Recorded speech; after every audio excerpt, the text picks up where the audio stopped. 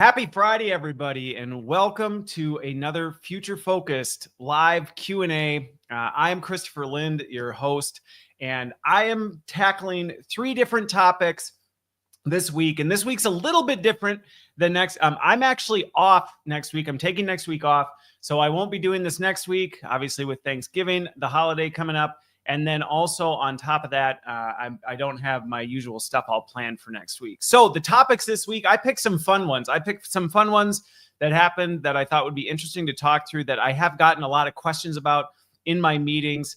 If you're not familiar with my content, I talk about what I call the intersection of business, technology, and people, which tends to focus a lot on AI right now because of how much of an impact it has. But today I've got three different topics that I'm going to talk about, and I've curated some questions from my community that are top of mind for everybody that I'll be answering. But because it's a live Q&A, you can ask and bring comments in. I'm happy to tackle them live for anybody who's joined one of these before. So the three things I'm talking about is, first of all, one, if you did not hear, Tesla's Robotaxi hasn't had a great month. So we'll talk about that. We've got some questions there.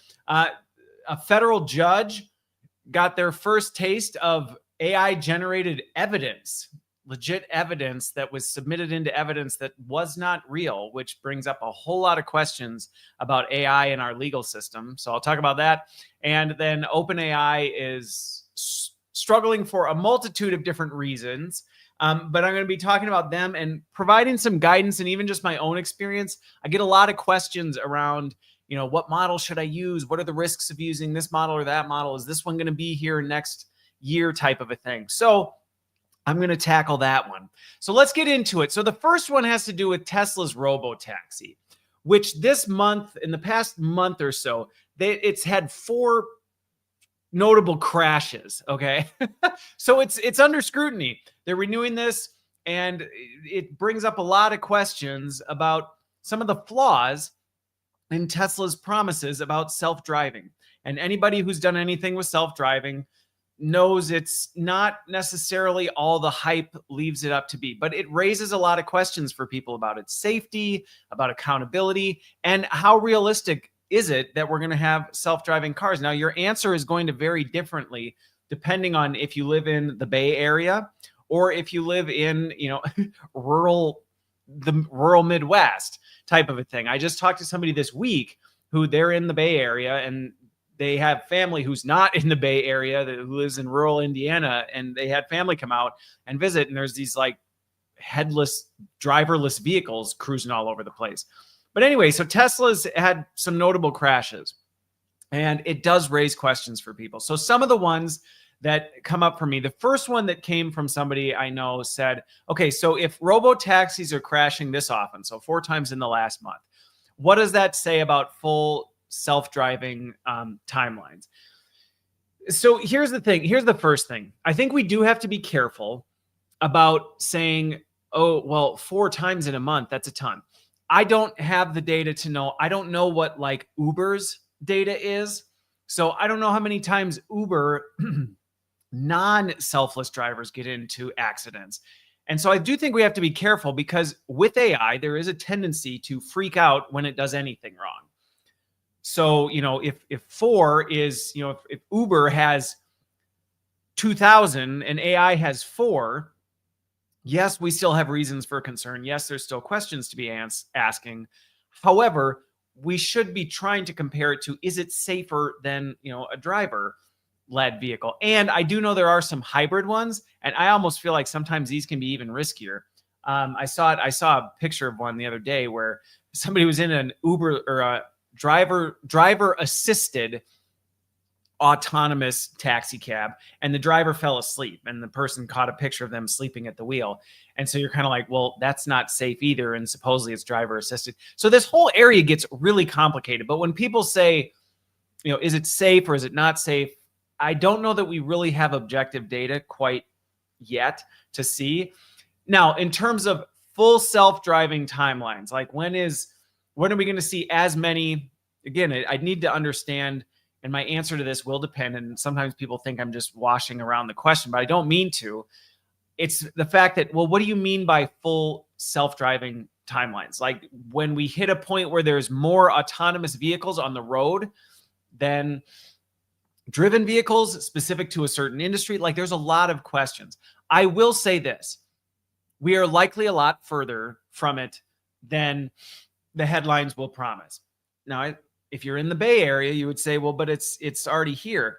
It is, but usually what happens is things hit their early startup spaces first. They have issues, and it usually sends things kind of back to the drawing board quite a bit. And that's what I think we're seeing with the Bay Area and some of these areas that are really spinning these up. They're going full Monty on it. And they're running into a lot of these problems where they're like, okay, well, turns out, yeah, we aren't quite there yet. So I would say if you're in an area that's doing tons of experimentation, and here's another thing that I think makes a big difference. If you're in an area where driving is relatively consistent, and so I do know some folks who do long haul trucking, can I see some things where self-driving may start to come sooner than later in some of these bigger areas? Possibly. But even there, I think we've got a ways to go. And the reason for it is, well, you may go, well, isn't trucking easier for autonomous because it's on the highway? Maybe. Might be easier than navigating Chicago traffic, because the one thing that people often forget is AI might do fine where things are very consistent and simple. Always take the same route, go the same direction, that kind of thing.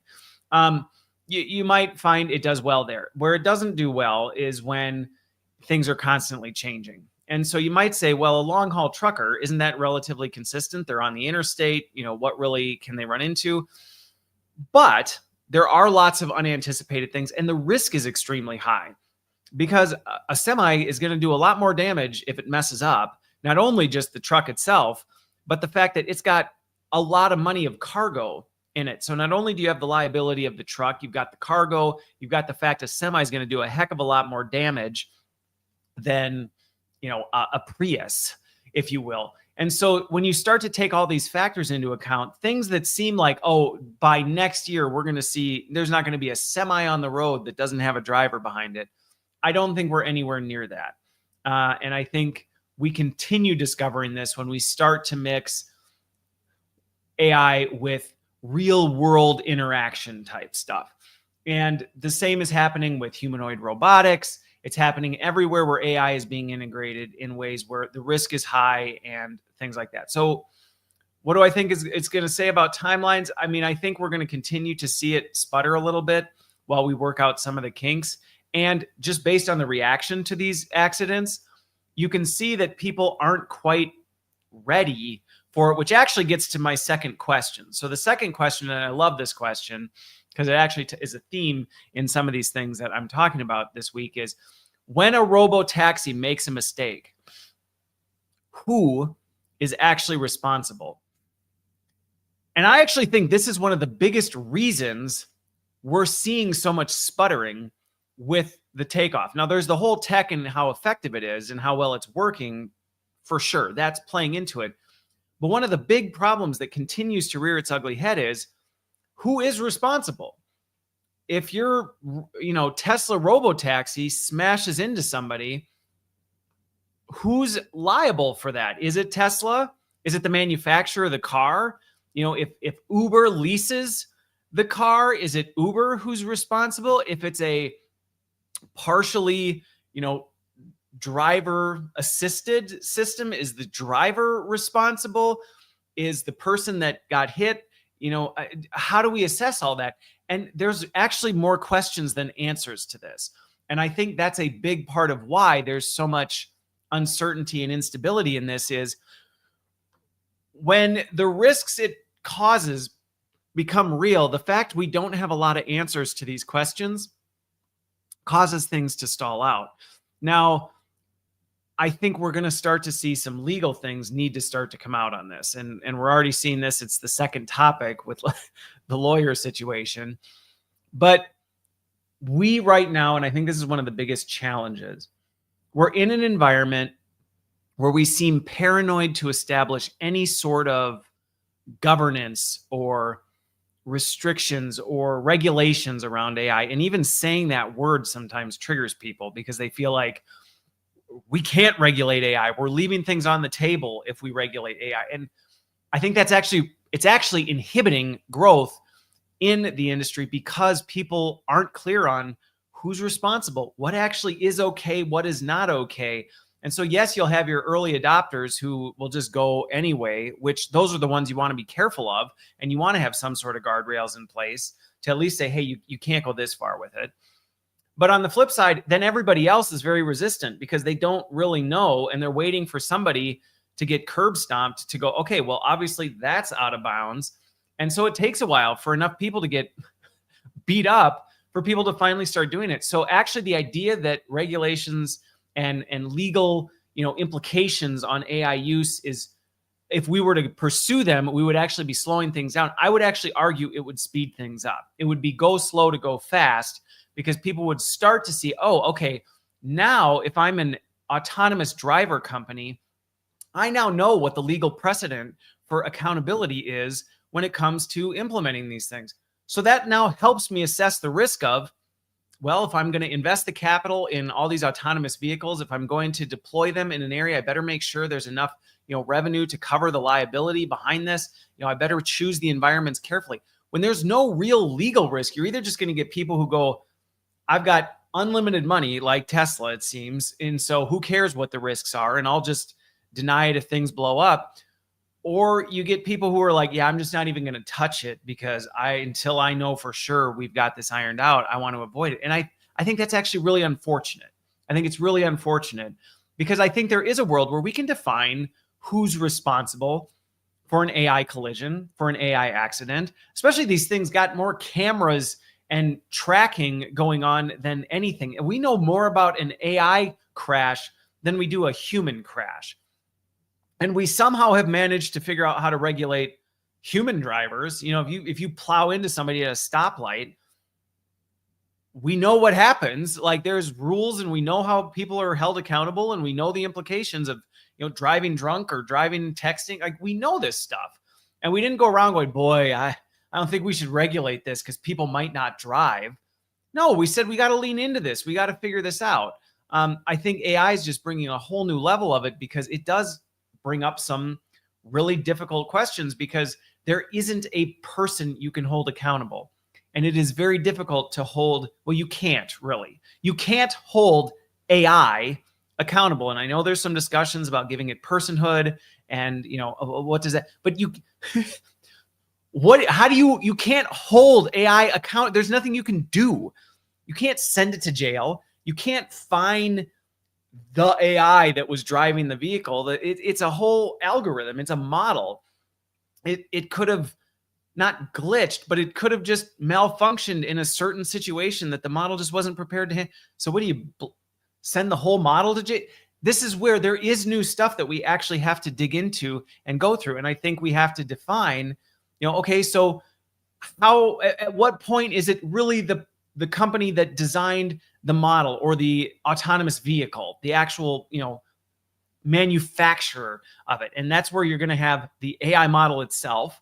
You've got more layers of complexity because you have the AI model itself, you have the vehicle, you then have the company that may be distributing those vehicles or running those vehicles. Then you've got the passenger, then you've got the people in the car. Because what if the autonomous vehicle, the person in the back jumps up front and grabs the wheel, right? There's things that you go, okay, well, we have to think through all of this different stuff. And right now we're in a season where nobody wants to touch that. And I think, again, that's really unfortunate because we don't move forward by avoiding the hard work. And I will say in the work I do, in a lot of the AI consulting I do, unfortunately, that's what a lot of people are trying to do with AI right now. They're going, how do we get the benefits without any of the accountability? And I consistently find myself going, well, you don't.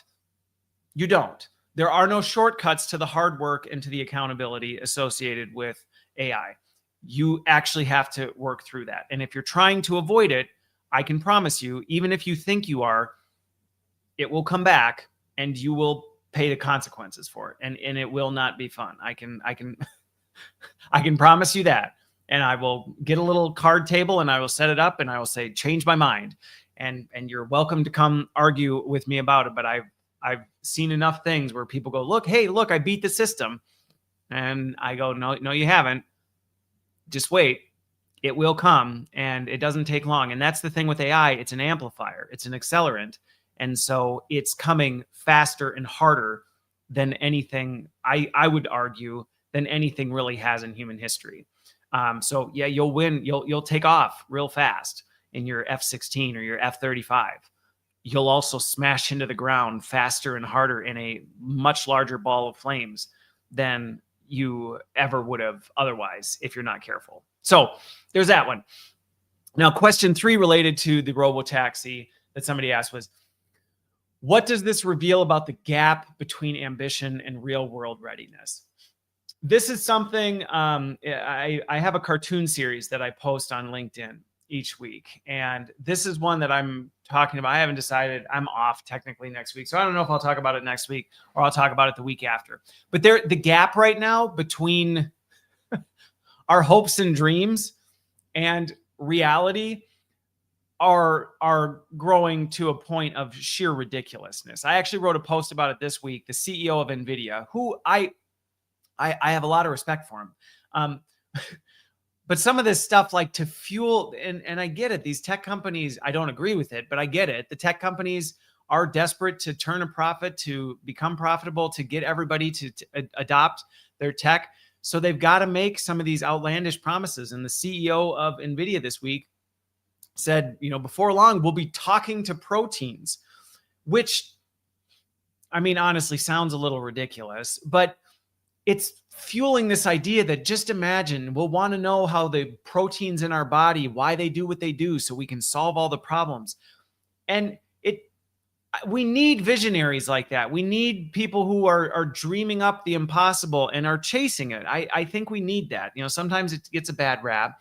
We need that, but we need more people who are going, okay, but let's actually talk reality, because the post I wrote about this week with this protein thing was, proteins aren't real. They don't think. They're not sentient. They can't answer the question like, why are you a protein and what do you do? Why are you malfunctioning? And this person, it's not real. And there's no way to prove it anyway. So whatever AI tells you, it's like, trust me, bro, because what do you can't experiment other than with another AI model type of a thing.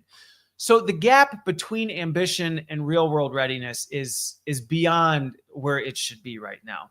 And I think when people talk about, there's lots of talk about the AI bubble, but I think the AI bubble, I actually think, is the rapid collapse we're going to see between ambition and real world readiness.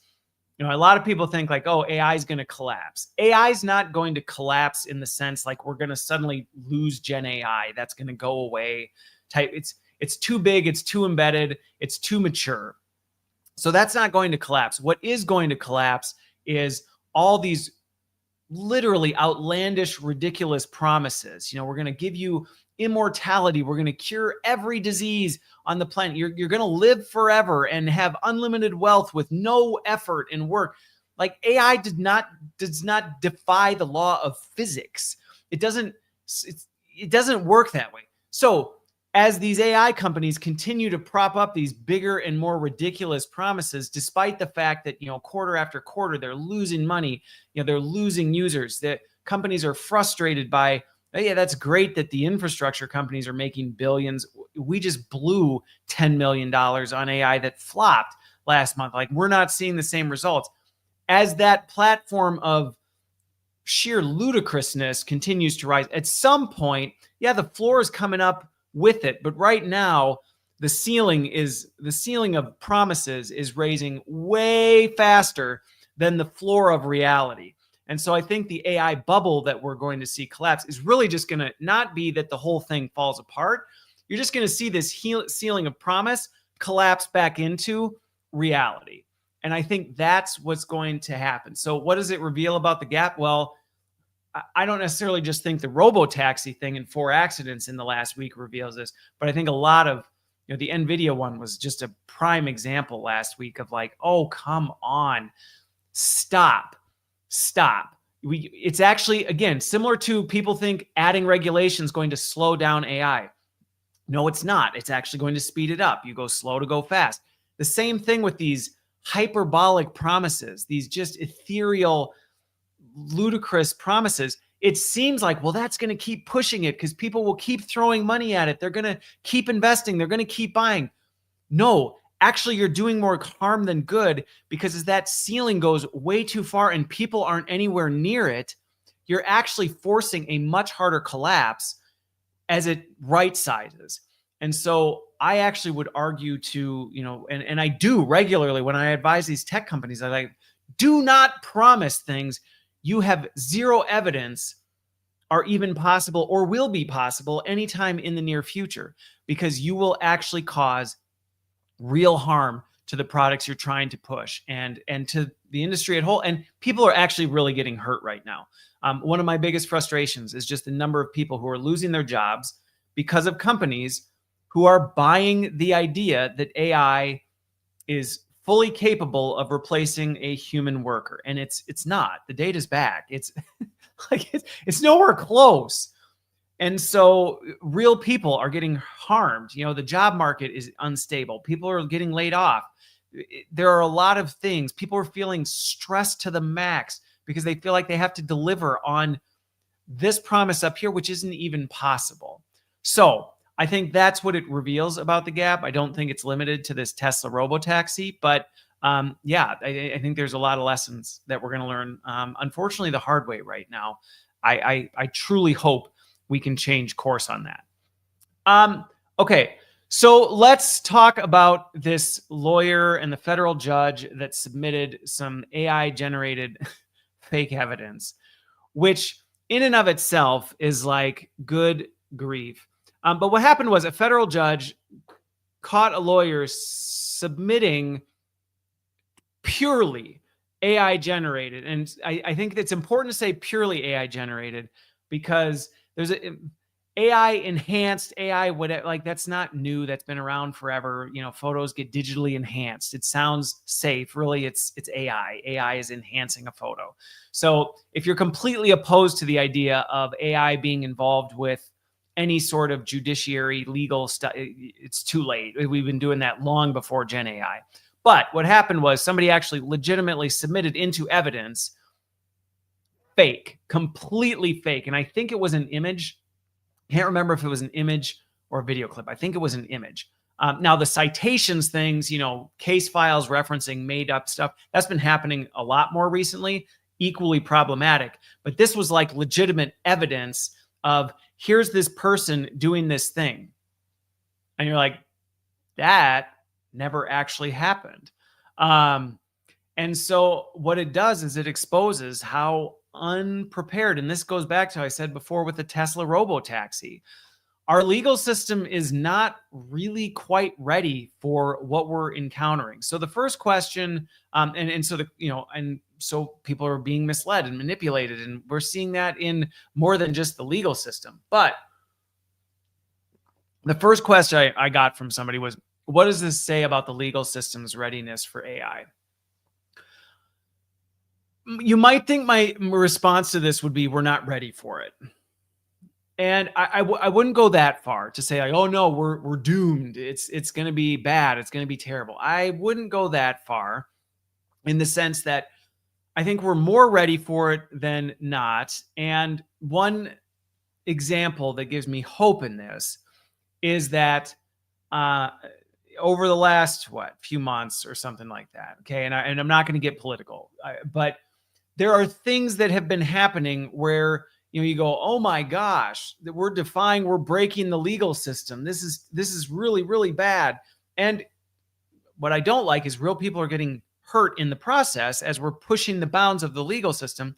But in many senses, the legal system is holding up. It's catching this stuff down the road. It's reversing things that shouldn't have happened. It's, all this other stuff. And don't send me the DMs. Don't get into it in the comments. I'm not looking to argue about whether you agree or disagree with all this stuff. My point, though, is the legal system does, I don't want to say work, because there's lots of injustices and brokenness in it. But this idea that, like, oh, the legal system's just going to fall apart under AI, or, everybody's going to be convicted by fake evidence before 2030 type of a thing. It's not. It's not, because the legal system is built with checks and balances in place to help protect that. Now, does that mean I think, hey, we're fine, don't worry about it, anybody? No, I do not think that at all. I think there is legitimate risk, and there are going to be real people who get wrongly convicted, or, verdicts that we come down with that should not have been made. The people are going to get sentenced to things they shouldn't have, or they're going to get off on things that they shouldn't have because of AI. That is absolutely going to happen. But going back to similar to the Robotaxi thing, we have to be careful that we don't overreact to when it happens as a result of AI and pretend as though that doesn't happen without AI. Okay. And I think that's a huge disconnect right now. People will either lose their mind or completely dismiss it with AI. And we don't have equal reactions to things. We're outraged when AI causes an injustice. We don't really care when it happens normally, unless it's someone we care about, type of a thing. And I think that's something we all could work to improve. And I think we need, I am encouraged to see that it does seem like the legal justice system is more balanced than sometimes it's given credit for. And that doesn't mean there's not corruption or room for improvement.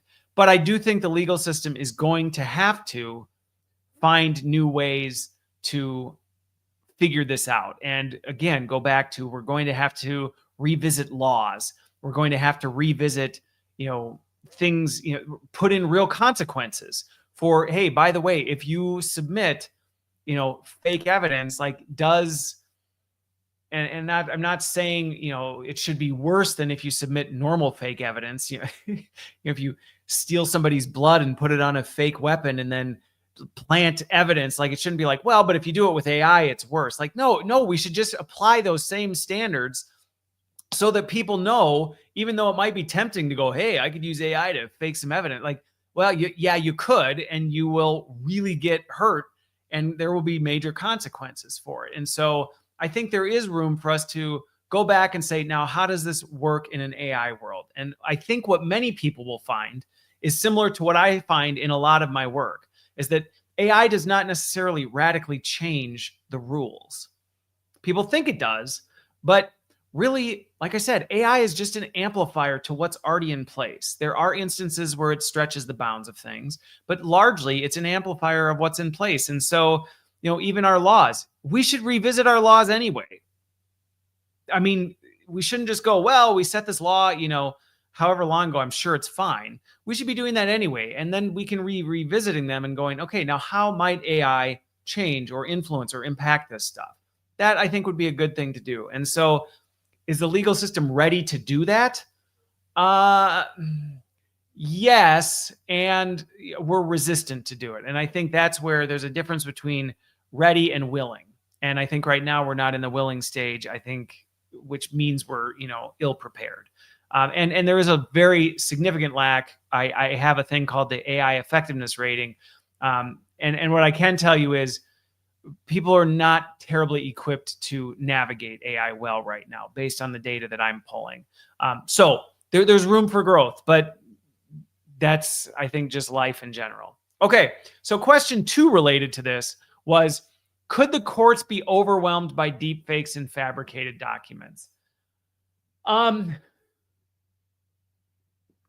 Could they? Sure. Do I think it's likely that, all of a sudden lawyers are going to be just constantly submitting stuff? We have already started to see some of that, in that, some of those early adopters, like I talked about before, like when there's no regulation, the early adopters kind of like push the bounds.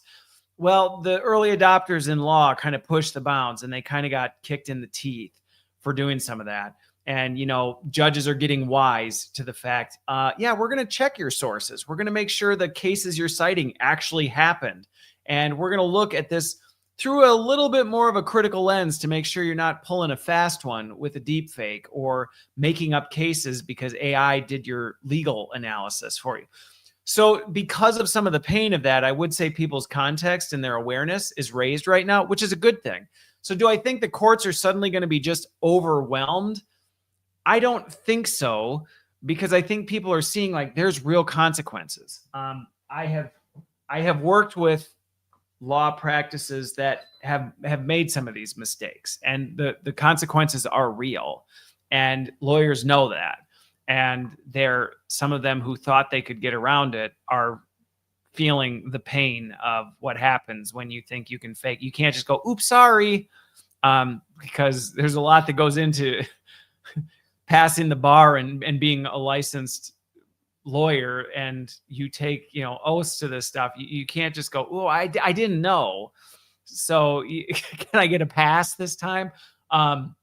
So I think they're learning the hard ways. And so no, I don't think, if you're worried, and I think this is sometimes where the fear comes in. Are you worried that your neighbor do you need to be worried that your neighbor is going to deep fake a case against you, and you're going to end up in court, and you're going to get convicted of something off a completely fabricated thing? I do think you're going to see people who are going to try it. And so are there going to be more people who get brought to court for things that they should never have been brought to court for? Yes, I do think that's going to happen. And again, without getting political, just look at what's happening in the nation right now in the US, where, are there people who are getting brought into court over things that are like, really? Like, you shouldn't be here. And are some people actually wrongly having to face consequences for things they shouldn't be? Yeah. But there are also lots of instances where judges and the courts and the things are going, no, this is not going to fly. Now, that is still deeply traumatic to somebody. And that's where I will say, yeah, I think some people are going to get hurt when they, get thrown into court, or you're in a, who knows what, you're in a child custody battle, and there's a bunch of forged stuff that you're like, that's not even real. But and that's traumatic. And that's why I think we need to establish real consequences to discourage that. I don't think we try and like block it, because you can't. All people do is find workarounds. What you do is you establish accountability, so when people do it, they think twice before they do it, because it's like, do you really want to do this? Because guess what? You go to court and try and divorce your spouse and make up a bunch of artificial stuff to throw at them. Just know that when it gets caught, your whole case is going to be thrown out, and anything you thought you were going to get is going to get blown out the window, type of a thing. And I'm not saying that that's, specifically, but I'm saying that kind of stuff does discourage people from even testing it. And that's where there is I would argue there's great value in some of the preventative, not preventative, like we're going to prosecute you for a crime you didn't commit. I'm not talking Minority Report. That's not why I don't like necessarily what Palantir is trying to do for a lot of their stuff. But what I am saying, there is something to say of like, hey, just so you know, and we're going to make this clear to everyone, if you're caught doing this, you are going to face real consequences, so that at least when people are going, I wonder if I could get away with this, they at least know, well, but if I get caught, do I really want to run that risk? So that's where I'm at that. So question 3, this actually, I maybe kind of partially answered this, that somebody asked, was what safeguards or governance should organizations, so we'll say organizations, put in place right now? I think one of the things that maybe if you're an organization or you're an individual who's maybe trying to wrestle through, like, how do I prevent myself from, dealing with something where AI generated evidence could potentially cause real legal harm and affect my company, my business, whatever. Because this is going to happen. Somebody's going to file a lawsuit against a company, and the evidence they have for it's going to be a AI generated, selfie video or, whatever, saying, see, look what happened to me here. And then it's going to turn out like, well, that never happened.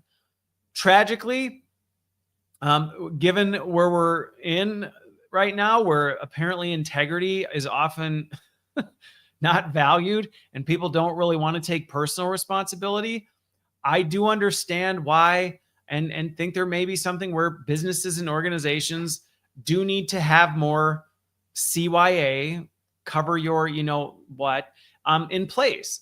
And, you might need to have documents that let people know ahead of time things. I do think some of the surveillance, which is unfortunate, surveillance is counter surveillance, so that when somebody says, hey, this happened, see, here's a video, somebody can go, well, interestingly, we have a surveillance video from the gas station across the street that shows at that date and time that did not happen, type of thing. Now, in some ways, I actually think all the digital devices and the fact that we're connected to everything actually has prepared us for this deep fake world. And not to say I love the fact that, our devices know everywhere we are and everything we've done all at the same time. But in some ways, it's laid the foundation to protect us from some of the stuff that this deep fake technology can do. Because if somebody says, ha ha, look, here's a video of Christopher Lynn doing this thing, we got him, they can pull up stuff and go, nah, because his phone pinged off his house and he was doing a live stream at that time and he was, had a meeting immediately after. That's actually physically impossible. His phone never left the property, type of a thing. In some ways, as much as I hate the connectedness of things, it actually works to your advantage. Now, does that mean I think you should buy a pair of Meta AI glasses and have them on you at all times so that you basically are doing 24/7 surveillance to cover your own butt? No, I don't think you need to go that far. Some people probably will. And I think that opens up a whole new level of, risks and problems. But I think in that sense, safeguards, as a company, you probably should be thinking, hey, have we at least considered this? What risks might we need to encounter? And in a lot of the consulting work I do, these are some of the questions we discuss. Hey, what kinds of things do we have in place to prevent this kind of stuff? What would we do if somebody were to do this? How would we, do we have case records, or do we have data showing, hey, this is not the way we operate? So just as a perfect example, legally, let's say somebody were to create a deep fake video of, some atrocity happening in an organization, or at the hands of an organization. You go to a fast food restaurant and somebody makes a claim that this happened in the restaurant, which would be pretty stupid because there'd be lots of actual witnesses who would go, what are you talking about? That never happened. But let's say something like that happened, or something happened in maybe a more private environment where, the only real witness was the two people there, and then this video that seems to prove that whatever happened. You would be able to still pull character witnesses and things like that. But for companies, do you have SOPs documenting what you actually do and what your standards are and what your levels, what your standards for ethics and integrity are?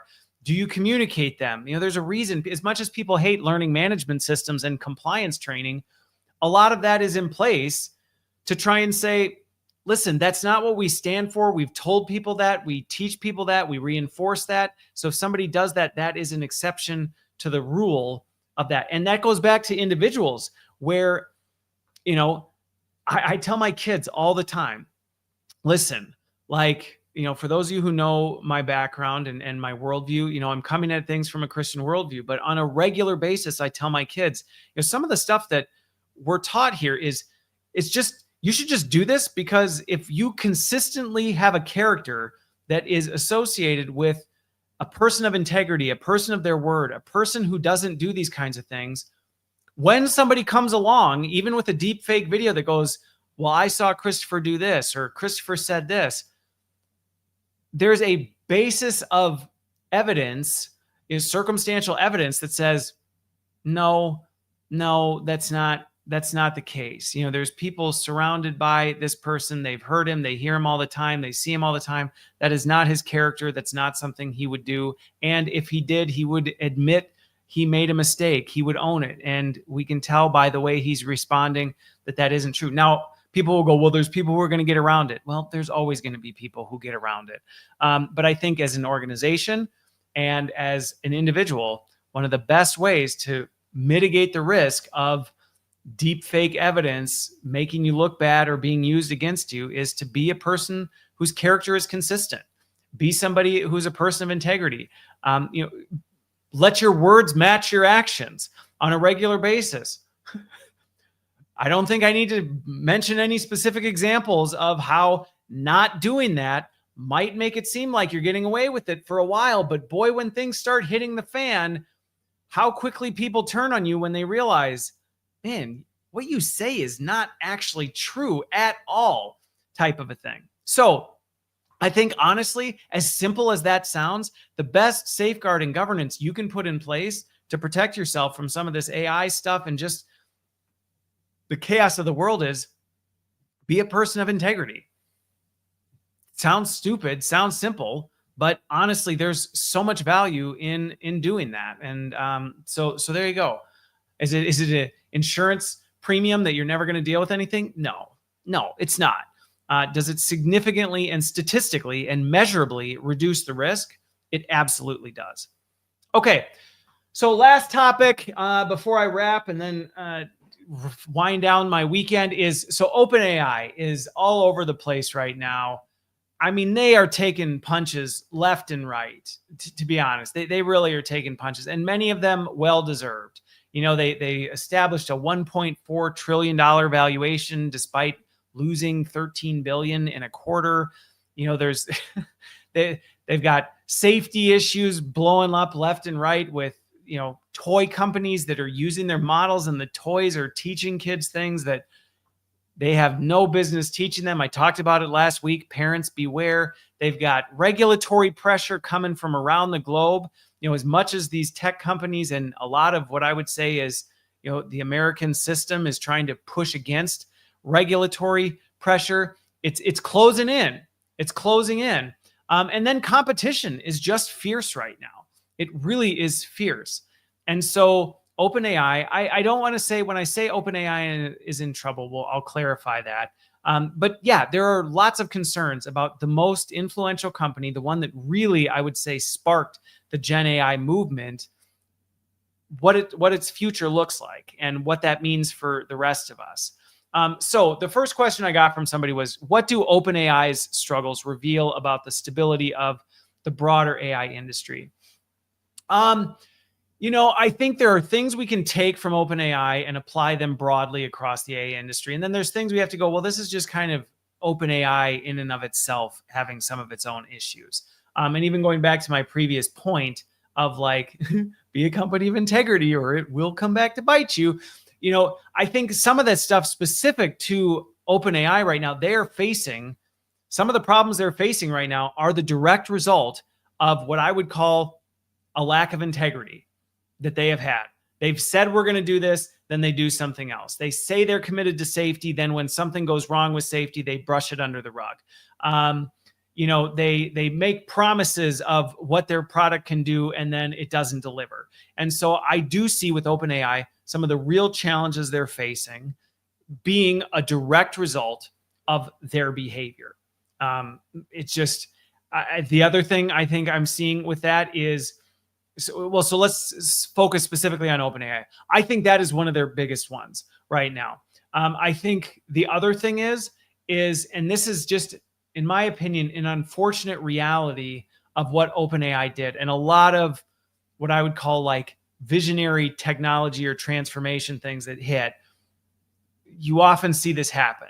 You know, OpenAI broke ground. Now, there were other companies that were already exploring GPT models. OpenAI actually kind of like borrowed from somewhere else, and then they just happen to be first to market with it.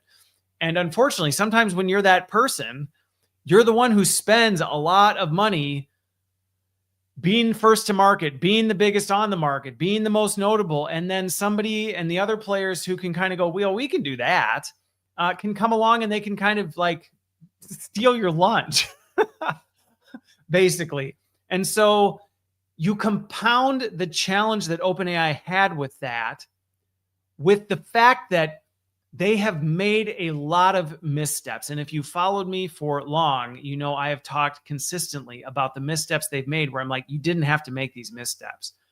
Had you been a company of integrity, you actually may not be in the position you're in right now. And so I think that is a major problem for OpenAI. Now, that's OpenAI. Okay. Now, one thing I will say with OpenAI specifically, I got asked this week. You know, do you think there's a world where OpenAI collapses and disappears? I think there's a world where, you know, 5 years from now, 10 years from now, like OpenAI, ChatGPT might be, oh, hey, remember when? You know, kind of like when everybody thought Netscape Navigator was going to be the the thing, or Alta Vista was going to be the search engine. Well, nobody really, unless you were in the 90s, remembers Netscape Navigator and Alta Vista. And so is there a world where, and because AI is an accelerant, could that timeline be accelerated? There legitimately is. Now, sometimes people freak out and they go, oh my gosh, we have so much tied to OpenAI. OpenAI, in my opinion, is too big to just vaporize. Okay. So when people ask me, and I had an advisory call this week where people were like, hey, should we be like freaking out that OpenAI might collapse and everything we have tied to it may vanish? No. I think if OpenAI were to dissolve or something like that, it would be through an acquisition. They might just go, this isn't sustainable. They sell their tech off to, a competitor. They spin off. They do, there's ways that it would happen that it wouldn't just drop the infrastructure. There's too much tied to it. Like if OpenAI just turned off next week, it honestly would be like a bigger crisis than if somebody accidentally launched the nukes. And that's probably a bit hyperbolic, but I mean, it literally is that tied to some infrastructure and things like that you'd have like a government bailout around the world if OpenAI just shut down. So that said, let's talk about the broader implications of the industry, because even for myself, I am now starting to explore. I have very much long been a ChatGPT user. I will say their lack of delivering on their promises, the fact that they are, I would say, largely starting to fall behind, Google Gemini 3 coming out and just, in my opinion, curb stomping OpenAI 5.1. For me, there are things I'm already starting to move off of ChatGPT, and I'm not using ChatGPT as much anymore. Now, I've always had all the models and used them for different things, but there were things historically that I just went, no, I have to stick with ChatGPT because these other tools just can't do it. And now I'm going, actually, Gemini 3 does it better. And it's more consistent, and it's, whatever. Now, there's still frustrations, and so I will probably still use multiple models. But you do have to start asking questions like, it's kind of like if you're a Microsoft shop or a Google shop, you do actually have to start thinking through, well, if I'm going to go with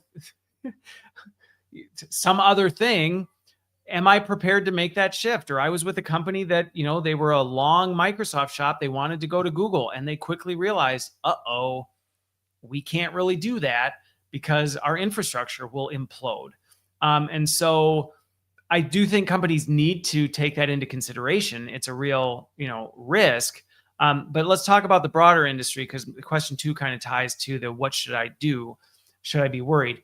I think more broadly, what we're seeing is, we are going to see a consolidation of the big players. I really do think that it's too expensive to have all of these groundbreaking models. And there's a big hit to OpenAI. I can't remember who it was, but there was like a big, they shifted off of, was it Microsoft? I can't remember. Anyway, off of OpenAI, and they went to Anthropic. So Anthropic, who has consistently, even though they still do their fair share of stuff, Anthropic has been more of an AI company of integrity, in my opinion, than OpenAI.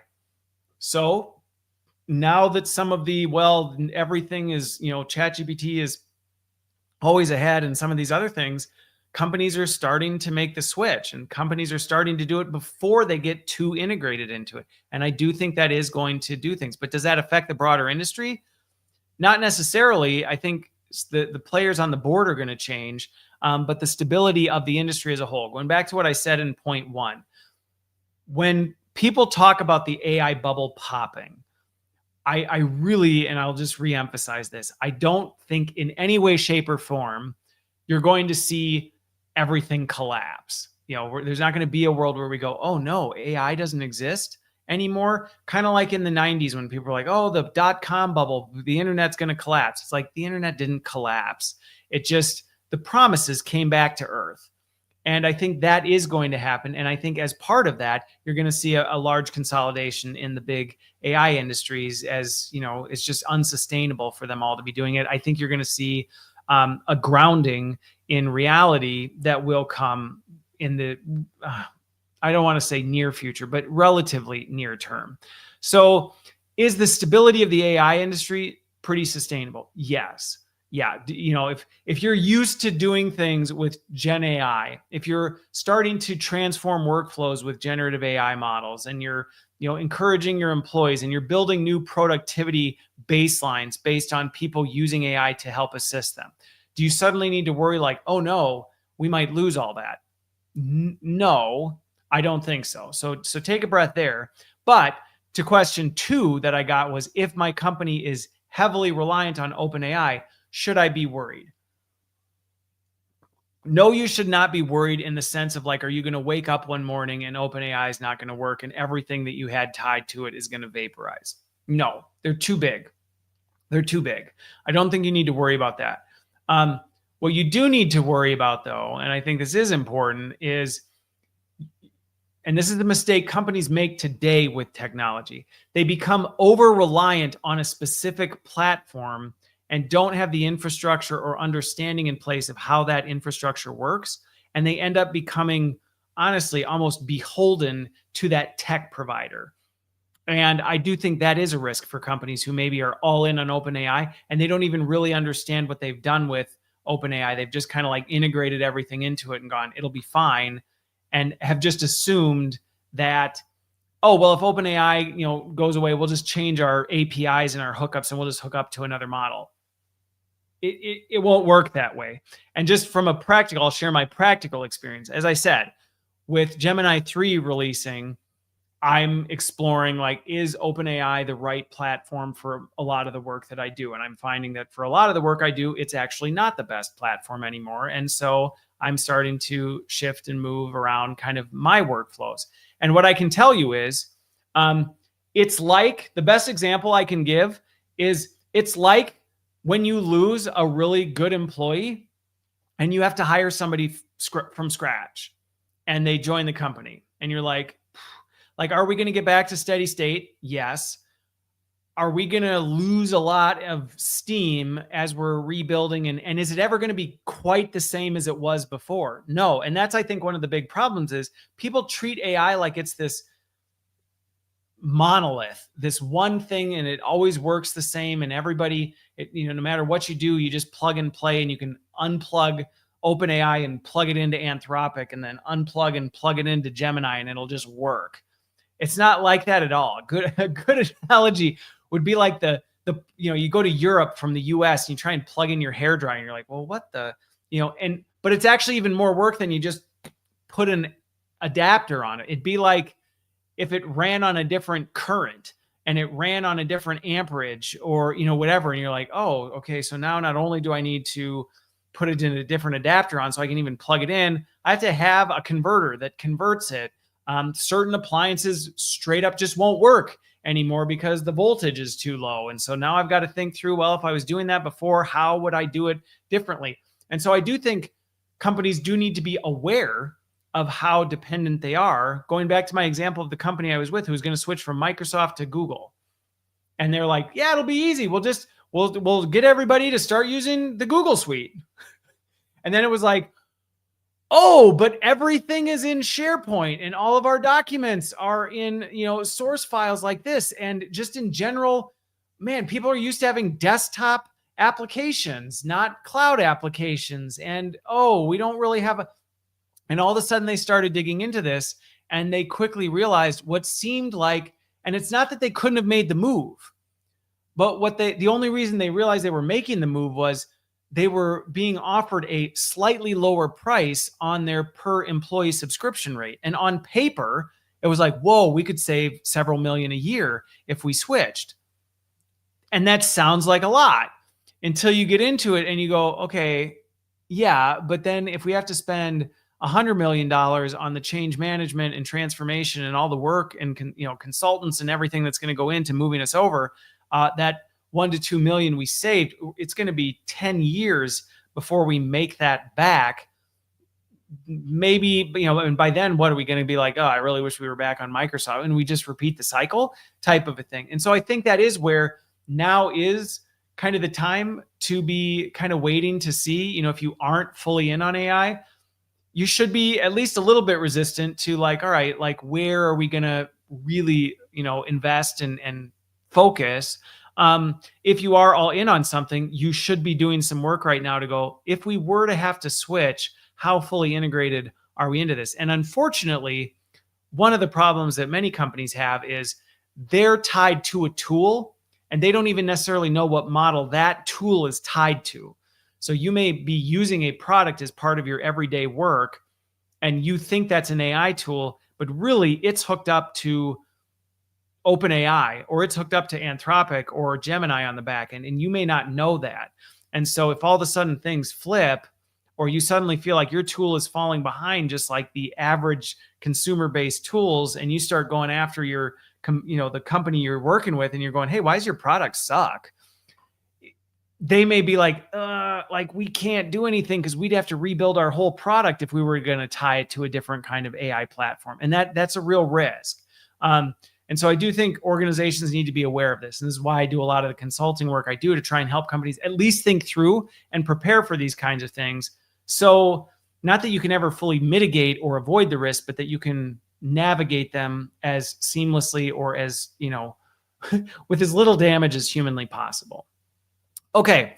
Last question, and then I'm going to wrap here is, all right, what leadership lessons can we learn from how OpenAI is handling these challenges? I could probably do an entire live stream on this alone. I won't right now because I don't have time. I think one of the biggest one ties to going back to my point about how do you safeguard yourself against some of the risks of AI or, deep fakes or, just anything like that. And being a person of integrity, being a leader of integrity. I know in culture right now, it's almost like celebrated to not. Hey, why not just scrape the earth and do whatever you can get away with and ride that wave as long as you can. And then you can just deny it or change course when things happen. You can say the same thing. And then when you're caught that that's not true, you just change your story and you say, no, actually, I said what you're saying. I'm saying the opposite of what I just said before. And I've always said it that way. And right now it can seem like, well, but people are getting away with that. That does seem true. But already we're starting to see the cracks, and the wolf of accountability does slowly creep in around you. And I think that's what we're seeing with OpenAI. And I think we're going to see some of that with some of the other shenanigans we've been seeing as accountability starts to slowly creep in. And it does. Wrongs will be brought into the light, and people do eventually are held accountable. And so I think that's one of the biggest leadership lessons. If you're a leader, you're going to make mistakes. When you make mistakes, own them. Don't pull what OpenAI kind of does, where they deny or hide or shift the blame, or try and put the blame back on to the person who actually was the one that's harmed. Like, don't do that stuff. If you make a commitment, stick with your commitment. And if you do need to change course, then be direct and upfront and explain why, and don't try and sugarcoat it.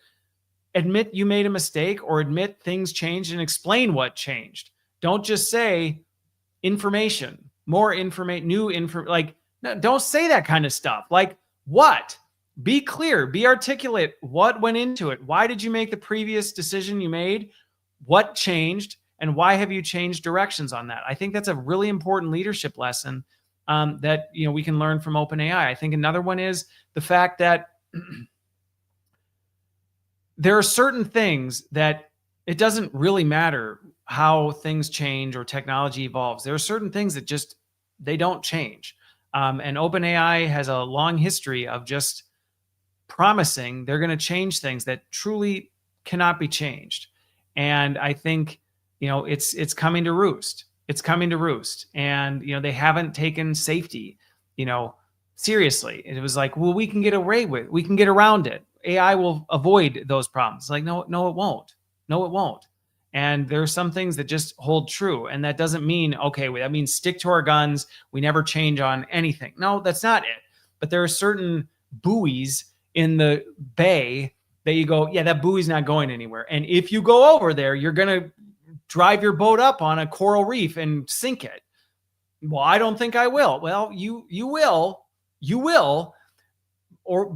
but that doesn't mean you can't move your boat around in the bay. It just means there are certain areas that you go, yeah, that is kind of where the line is. And if you cross it, you're going to sink your ship. And just because somebody figures out a way to kind of maybe do it once because the tide's a little bit high, and they go, look, see, I went outside the buoy, and then the tide goes out, and you're stuck on the reef. It's like, well, see, no, you didn't fix or change things. You just managed to find a way to temporarily get around it. So I think those are some of the immediate things that come to mind for me of some of the lessons we can learn with OpenAI and its handling of things. But yeah, more to come on that. Like I said, next week I am off all week. If any of this stuff that you're wrestling with, I coach people on an individual level. Organizationally, I do a lot of consulting around this kind of work just to help people navigate this well. So if you need help with that, go to my website, christopherlin.co, and you can figure out how to get a hold of me, or you're following me on social already, so you know how to get a hold of me. But other than that, there's a bright future ahead. I see a world where we do some incredible things. We're in a really difficult tweenage season right now where it's awkward and uncomfortable, and we're trying to break the rules and bend the rules, and we think we can get away with it. And we're learning that, there's some things that are there for a reason. So with that, I won't be here next week. I'm off all next week. So enjoy the Thanksgiving. If you're in the US, enjoy that. And with that, we'll see you on the other side.